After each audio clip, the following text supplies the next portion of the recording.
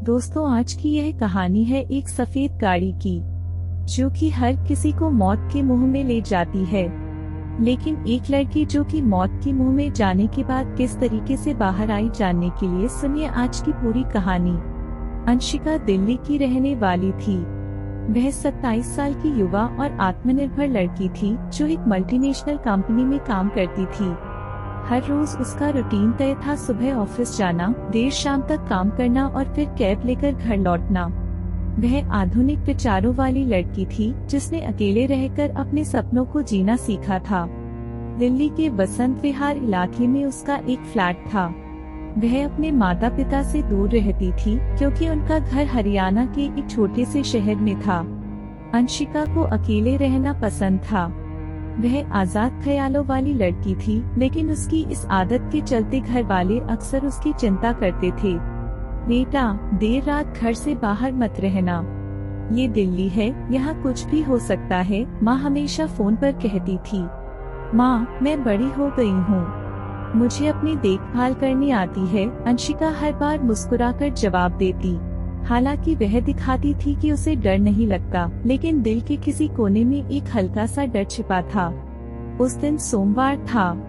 काम का दबाव बहुत ज्यादा था। अंशिका को ऑफिस में देर हो गई। बारिश हो रही थी और सर्दी ने पूरे शहर को ढक लिया था। उसने जल्दी जल्दी अपने काम को खत्म किया और घड़ी देखी, रात के 10:45। आज फिर देर हो गई। उसने बड़बड़ाते हुए अपना लैपटॉप बैग उठाया। वह ऑफिस से बाहर निकली। बारिश हल्की हो चुकी थी, लेकिन हवा ठंडी थी। उसने अपने फोन पर कैब बुक की। ऐप ने दिखाया कि ड्राइवर 5 मिनट में आएगा। कुछ ही मिनटों में सफेद सेडान गाड़ी आकर रुकी।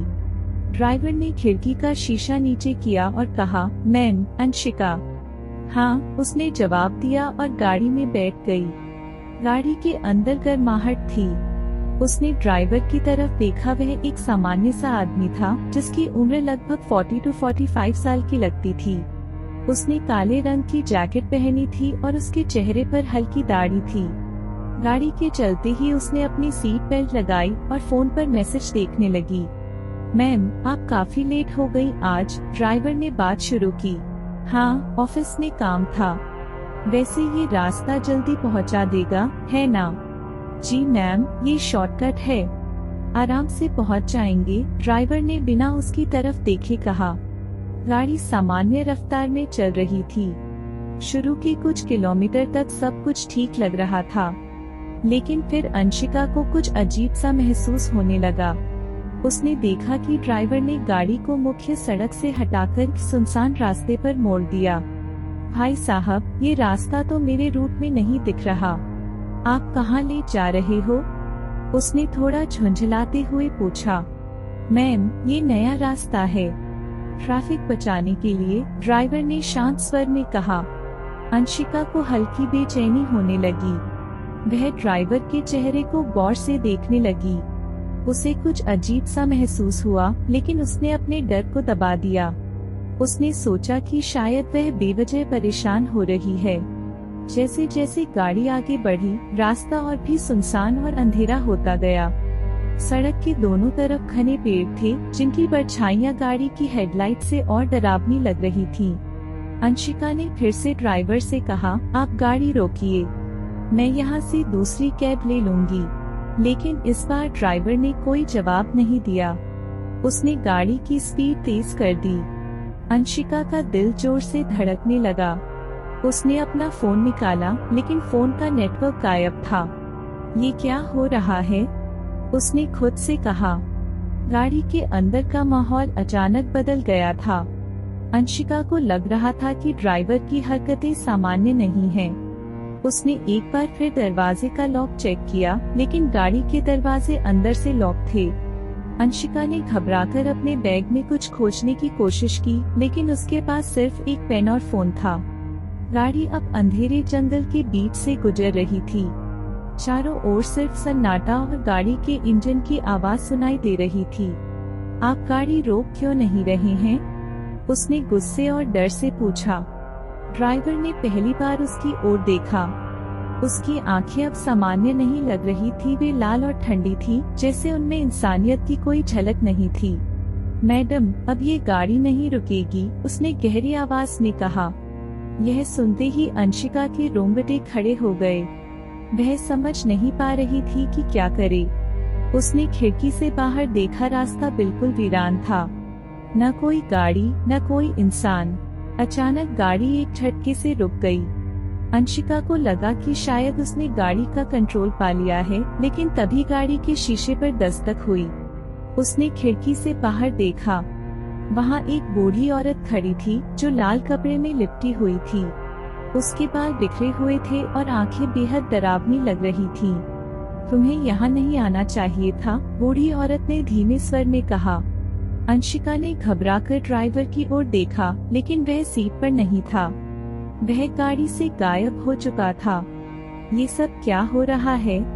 अंशिका चिल्लाई। उसने गाड़ी का दरवाजा खोलने की कोशिश की, लेकिन दरवाजे अभी भी लॉक थे।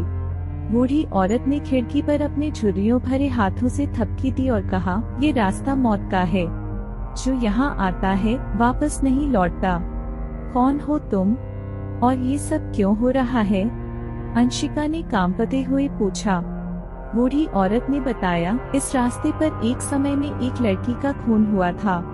वह लड़की इसी गाड़ी में सफर कर रही थी और उसका ड्राइवर उसी नेवला की तरह था। वह गाड़ी कभी अपने यात्रियों को मंजिल तक नहीं पहुंच जाती। अंशिका को समझ नहीं आ रहा था कि वह क्या करे। बूढ़ी औरत की बातें उसके दिल को चीर रही थीं। बूढ़ी औरत ने अचानक गायब होकर हवा में विलीन हो गई।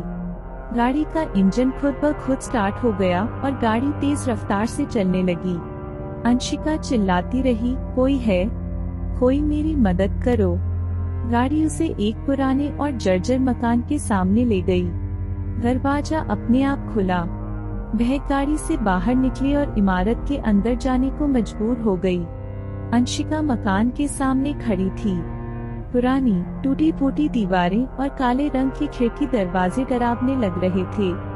मकान से आती ठंडी हवा उसकी रीढ़ में सिहरन पैदा कर रही थी। वह मुड़ी और गाड़ी की तरफ भागने की कोशिश की, लेकिन गाड़ी गायब हो चुकी थी। अब उसके पास कोई और रास्ता नहीं था। मजबूरी में वह मकान के अंदर जाने लगी। जैसे ही उसने दरवाजा खोला, एक अजीब सी गंध उसकी नाक में समा गई। यह गंध सड़ते हुए मांस की थी। उसने अंदर कदम रखा। अंधेरा इतना घना था कि कुछ भी साफ नजर नहीं आ रहा था। कौन है यहाँ? उसने कांपती हुई आवाज में पूछा। कोई जवाब नहीं आया, लेकिन उसे किसी के कदमों की हल्की सी आहट सुनाई दी। अंशिका ने अपने फोन की फ्लैशलाइट ऑन की। हल्की रोशनी में उसे एक बड़ा सा कमरा नजर आया, जिसमें पुरानी कुर्सियां और टेबल उल्टी पड़ी थी। फर्श पर धूल की मोटी परत थी, जैसे इस घर में वर्षों से कोई नहीं आया हो। तभी उसने देखा कि कोने में एक परछाई खड़ी है। वह परछाई हिल नहीं रही थी, बस उसे घूर रही थी। कौन है वहाँ? उसने डरी हुई आवाज में फिर से पूछा। परछाई अचानक तेज गति से उसकी तरफ बढ़ी। अंशिका डर के मारे पीछे हटने लगी और फर्श पर गिर पड़ी। लेकिन जब उसने फिर से देखा तो वहाँ कोई नहीं था। अंशिका उठी और मकान के अंदर और आगे बढ़ने लगी। उसे हर कदम पर ऐसा लग रहा था जैसे कोई उसे देख रहा हो। एक दीवार पर उसे कुछ पुरानी तस्वीरें टंगी हुई दिखाई दी। उन तस्वीरों में एक परिवार था, एक आदमी, एक औरत और उनकी छोटी सी बेटी। अंशिका को महसूस हुआ कि वह लड़की बहुत जानी पहचानी लग रही है। वह आगे बढ़ी और दीवार पर एक अखबार की कटी हुई खबर देखी।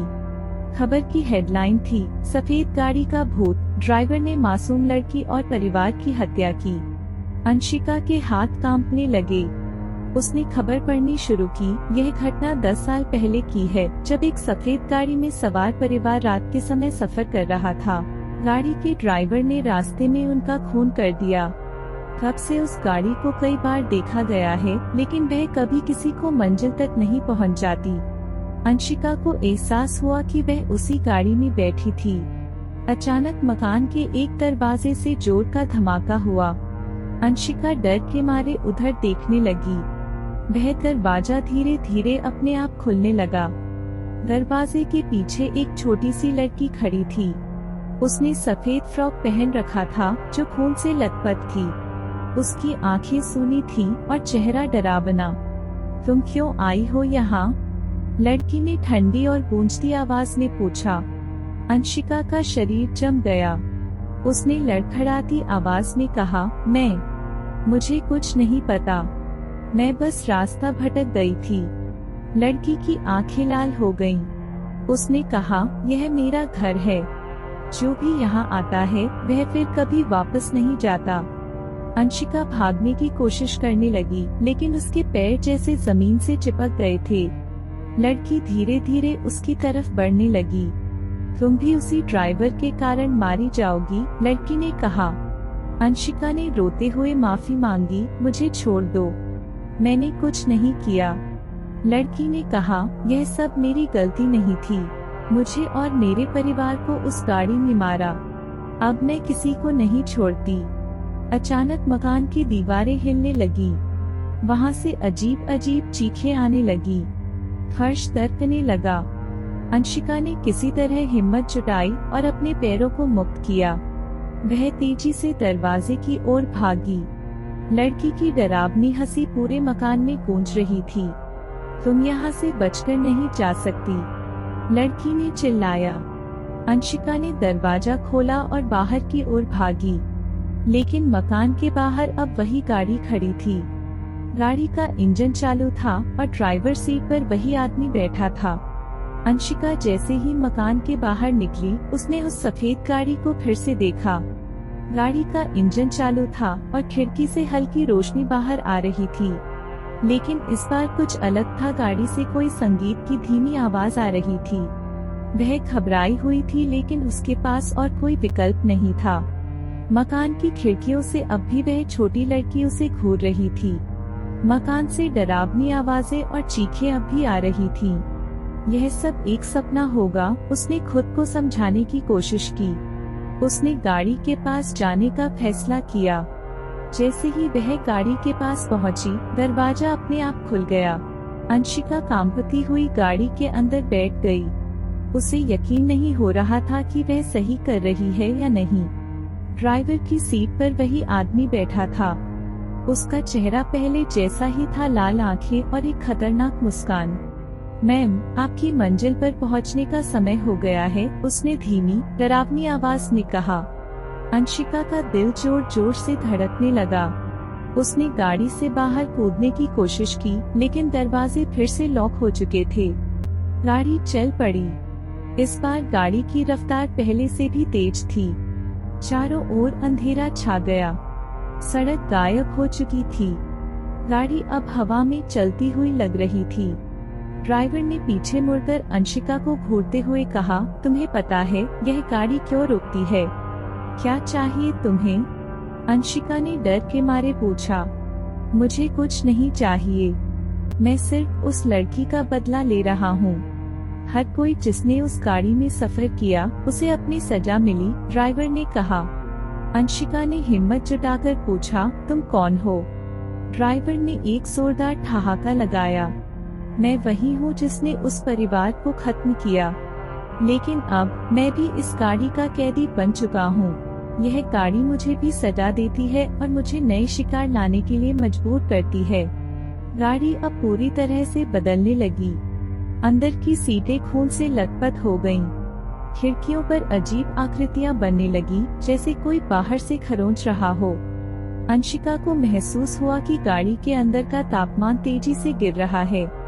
तुम्हें यहाँ से बचने का कोई तरीका नहीं मिलेगा, ड्राइवर ने कहा। लेकिन अंशिका ने हार मानने से इनकार कर दिया। उसने अपने फोन को चेक किया और देखा कि नेटवर्क आ चुका था। उसने तुरंत पुलिस को कॉल किया। फोन पर उसने चिल्लाते हुए कहा, मुझे बचाओ, मैं एक गाड़ी में फंसी हूँ जो कहीं और जा रही है। लेकिन फोन से जवाब आया, यहाँ से बचने का रास्ता खुद तुम्हें ढूंढना होगा। अंशिका को समझ आ गया कि वह अब किसी पर भरोसा नहीं कर सकती। उसने गाड़ी के दरवाजे पर जोर से लात मारनी शुरू की। तभी उसने देखा कि डैशबोर्ड पर एक छोटी सी लाल बटन चमक रही थी। उसने अपनी सीट बेल्ट खोली और बटन की ओर बढ़ने लगी। ड्राइवर ने यह देख लिया और चिल्लाया, उस बटन को मत छूना। लेकिन अंशिका ने अपनी सारी ताकत लगाकर बटन दबा दिया। जैसे ही उसने बटन दबाया, गाड़ी की रफ्तार अचानक थम गई। चारों तरफ अंधेरा छा गया। ड्राइवर जोर जोर से चीखने लगा, तुमने यह क्या किया? अब हम सब खत्म हो जाएंगे। गाड़ी हवा में झूलने लगी और फिर जोरदार धमाके के साथ जमीन पर गिर पड़ी। अंशिका ने अपनी आंखें बंद कर ली। जब उसने आंखें खोली तो वह अपनी सोसाइटी के गेट के पास थी। गाड़ी गायब थी। आसपास का माहौल शांत था। अंशिका अपने फ्लैट में लौट आई। उसने सोचा कि यह सब शायद एक सपना था, लेकिन जब उसने अपने बैग से फोन निकाला तो उसने गाड़ी की खून से सनी सीट की तस्वीरें थीं। अंशिका अपनी जिंदगी को सामान्य करने की कोशिश कर रही थी। उसने ऑफिस जाना कम कर दिया और सिर्फ दिन के समय में ही बाहर निकलती थी। लेकिन रात के समय उसे अजीब अजीब आवाजें सुनाई देती, जैसे कोई गाड़ी उसके घर के पास रुकती हो। वह खिड़की से झांक कर देखती, लेकिन वहाँ कुछ नहीं होता। एक दिन ऑफिस से लौटते समय उसके पास एक अनजान नंबर से फोन आया। अंशिका। दूसरी तरफ से एक भारी आवाज आई। आप कौन हैं? उसने घबराते हुए पूछा। तुम उस रात बच गईं, लेकिन क्या तुम सोचती हो कि यह कहानी खत्म हो गई है? फोन कट गया। अंशिका के रोंगटे खड़े हो गए। उसने नंबर को ट्रेस करने की कोशिश की, लेकिन यह संभव नहीं था। अंशिका ने तय किया कि अब वह इस मामले को और सहन नहीं कर सकती। उसने पुलिस स्टेशन जाकर पूरी घटना की रिपोर्ट दर्ज करवाई। इंस्पेक्टर राजेश ने उसकी बात सुनने के बाद कहा, मैडम, यह मामला बहुत पुराना है। उस गाड़ी और ड्राइवर की कहानियां हमने पहले भी सुनी हैं, लेकिन कभी कोई पुख्ता सबूत नहीं मिला। आप मेरी मदद क्यों नहीं कर सकते? मैं झूठ नहीं बोल रही, अंशिका ने गुस्से में कहा। हम जांच करेंगे, लेकिन अगर यह कोई मानसिक तनाव है तो आपको काउंसलिंग की जरूरत हो सकती है, इंस्पेक्टर ने जवाब दिया। अंशिका को यह महसूस हुआ कि कोई उसकी बात पर यकीन नहीं कर रहा। वह अकेली थी। उस रात अंशिका सोने की कोशिश कर रही थी। तभी खिड़की के बाहर तेज हेडलाइट की चमक पड़ी। उसने झांक कर देखा, वही सफेद गाड़ी उसकी सोसाइटी के गेट पर खड़ी थी। उसने तुरंत दरवाजा बंद कर लिया और पुलिस को कॉल करने की कोशिश की, लेकिन उसका फोन एक बार फिर से काम नहीं कर रहा था। गाड़ी की हेडलाइट्स बंद हो गईं। अब अंधेरे में कुछ भी नहीं दिख रहा था। तभी उसे अपने फ्लैट के दरवाजे पर दस्तक सुनाई दी। कौन है? उसने कांपती हुई आवाज में पूछा। कोई जवाब नहीं आया, लेकिन दस्तक लगातार हो रही थी। अंशिका ने दरवाजे की आंख से झांक कर देखा। बाहर कोई नहीं था। उसने धीरे से दरवाजा खोला और देखा कि जमीन पर एक लिफाफा रखा हुआ था। लिफाफे पर लिखा था, तुम बच नहीं पाओगी, आखिरी रास्ता अभी बाकी है। अंशिका का दिमाग काम करना बंद कर चुका था। वह समझ नहीं पा रही थी कि यह सब कैसे हो रहा है। अगले दिन उसने फैसला किया कि वह उस मकान में दोबारा जाएगी। वह अकेले इस रहस्य को सुलझाने की कोशिश करेगी। वह एक टैक्सी लेकर उसी इलाके में गई जहां वह मकान था, लेकिन वहां पहुंचकर उसने देखा कि मकान गायब हो चुका था। उस जगह पर सिर्फ एक खाली मैदान था। मैदान के बीचों बीच चली हुई गाड़ी का ढांचा पड़ा था। अंशिका ने मैदान का मुआयना करना शुरू किया। तभी उसे गाड़ी के पास एक पुराना लॉकेट पड़ा मिला। उसने लॉकेट उठाकर देखा। उसमें उसी लड़की की तस्वीर थी जो मकान के अंदर उसे मिली थी। तभी एक बूढ़ा आदमी उसके पास आया और बोला, यहाँ मत रुको, यह जगह शापित है। आप कौन हैं और इस जगह के बारे में क्या जानते हैं? अंशिका ने पूछा।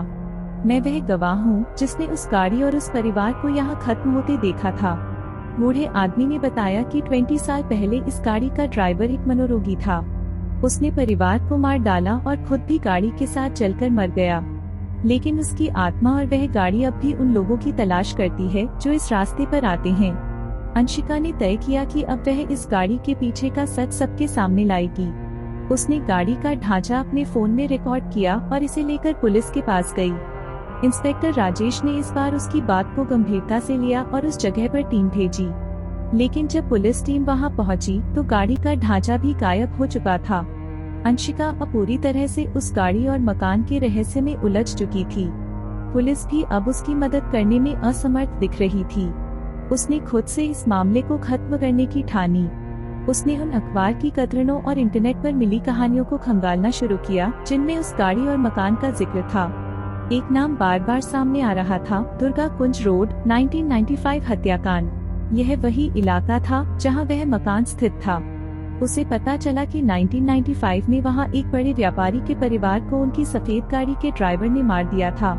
लेकिन केस कभी सुलझ नहीं पाया क्योंकि ड्राइवर गाड़ी के साथ गायब हो गया था। अंशिका ने उसी इलाके में जाकर गवाहों और पुराने निवासियों से बात करनी शुरू की। कुछ लोग उससे बात करने को तैयार नहीं थे, जबकि कुछ ने साफ साफ इनकार कर दिया। आखिरकार एक बुजुर्ग महिला ने उससे कहा, उस गाड़ी के ड्राइवर को किसी ने देखा नहीं, लेकिन लोग कहते हैं कि वह अपनी मौत के बाद भी जिंदा है। वह गाड़ी को चलाता है और लोगों को फंसाता है। अंशिका को धीरे धीरे यह समझ आने लगा कि यह सिर्फ एक गाड़ी या मकान का रहस्य नहीं है, यह कुछ बड़ा और खतरनाक था। एक रात जब अंशिका अपने घर लौट रही थी, उसने देखा कि वही सफेद गाड़ी दूर से उसकी ओर आ रही है। इस बार उसने डरने के बजाय उसका पीछा करने का फैसला किया। गाड़ी तेज रफ्तार से चल रही थी और अंशिका भी टैक्सी लेकर उसके पीछे पीछे जाने लगी। गाड़ी उसे घुमावदार रास्तों से होते हुए एक पुराने और सुनसान इलाके में ले गई। आखिरकार वह गाड़ी एक वीराने में जाकर रुकी। अंशिका ने देखा कि गाड़ी एक पुराने कब्रिस्तान के पास रुकी थी। उसने हिम्मत करके टैक्सी से उतरकर गाड़ी की तरफ बढ़ना शुरू किया। गाड़ी का दरवाजा खुला हुआ था, लेकिन अंदर कोई नहीं था। तभी उसे कब्रिस्तान के एक कोने में हलचल दिखाई दी। वहाँ एक आदमी झुका हुआ था जो मिट्टी खोद रहा था। तुम कौन हो? अंशिका ने जोर से पूछा। आदमी ने मुड़कर देखा। वह वही ड्राइवर था जिसकी वह तलाश कर रही थी। उसकी आंखें अब भी लाल थीं और चेहरे पर अजीब सी मुस्कान थी। ड्राइवर ने धीमी आवाज में कहा, तुम सच जानना चाहती हो तो सुनो। यह गाड़ी सिर्फ एक साधारण गाड़ी नहीं है, यह उन सभी आत्माओं का पिंजरा है जिनकी जान मैंने ली। यह मकान और गाड़ी दोनों मेरे शाप का हिस्सा हैं। जब तक लोग डरते रहेंगे यह सब खत्म नहीं होगा। तुम्हें क्या चाहिए? अंशिका ने कांपती हुई आवाज में पूछा। मुझे चाहिए बदला। जो भी मेरी गाड़ी में चढ़ता है वह इस चक्र का हिस्सा बन जाता है। अब तुम भी इससे बच नहीं सकती। कब्रिस्तान की जमीन हिलने लगी। वहाँ से धुंधली आत्माएं निकलने लगी। यह सभी वे लोग थे जिन्हें ड्राइवर ने मारा था। वे सभी अंशिका की ओर बढ़ने लगे। उसने भागने की कोशिश की, लेकिन उसके चारों ओर आत्माओं का झुंड बन गया। तभी उसे अपनी जेब में रखे लॉकेट का ख्याल आया। उसने लॉकेट को निकाला और आत्माओं की तरफ उठाया। अचानक आत्माएं पीछे हटने लगी और ड्राइवर चिल्लाने लगा, नहीं, यह वह लॉकेट है जो मुझे खत्म कर सकता है। अंशिका ने अपनी सारी ताकत लगाकर लॉकेट को ड्राइवर की तरफ फेंक दिया। लॉकेट ड्राइवर के शरीर से टकराया और एक जोरदार धमाका हुआ। गाड़ी, ड्राइवर और आत्माएं सब गायब हो गईं। कब्रिस्तान एक बार फिर शांत हो गया। अंशिका जमीन पर गिर पड़ी। उसकी आंखें भारी हो रही थीं और वह धीरे धीरे बेहोश हो गई। जब अंशिका को होश आया तो वह अपने घर में थी। उसे याद नहीं था कि वह वहां कैसे पहुंची, लेकिन उसे यह एहसास हो गया था कि उसने उस गाड़ी और ड्राइवर के रहस्य को हमेशा के लिए खत्म कर दिया है। तो दोस्तों, आपको आज की यह कहानी कैसी लगी? अपनी राय हमें कमेंट बॉक्स में जरूर दीजिए। साथ ही वीडियो को लाइक और शेयर करना बिल्कुल ना भूलिएगा। फिर से मिलेंगे ऐसे ही नई कहानी के साथ। तब तक के लिए जुड़े रहिए हमारे चैनल के साथ। Thank you.